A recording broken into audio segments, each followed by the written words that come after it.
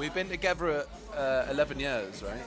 I think at least, yeah. So me and Allix met in 2009 in Brighton, and then started jamming together and stuff under different names, and then we landed on the name Tigercub, and then we had an original bass player who quit, and then we found Jimmy, and then that's when Tigercub really started, in my opinion, when we heard that bass tone.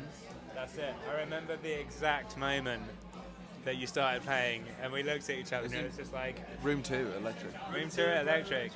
For people that don't know, this is a studio in Brighton that Jimmy runs called Brighton Electric, which is like a cultural hub of Brighton, and it's been like a petri dish for a lot of great music that's come out of Brighton. Blood Red Shoes, Raw Blood, The Cure rehearsed there, like loads of great bands, you know, not to name drop, but like a lot of good stuff's come out of there, right? Oh yeah.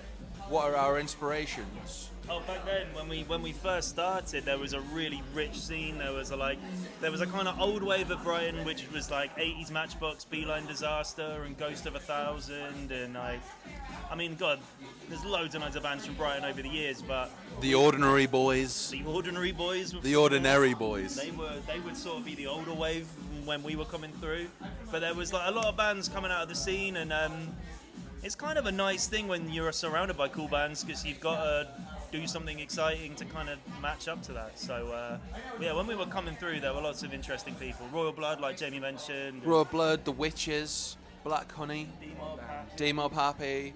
Just a lot of great bands. Maybe your listeners may not have heard of those groups, but if you guys are into good rock music that comes from the south coast of England and you're interested in the scene that we all come from, those bands that we just mentioned are essential. And we make up, we're tiny in context to, how great those bands are. Do you know what I mean?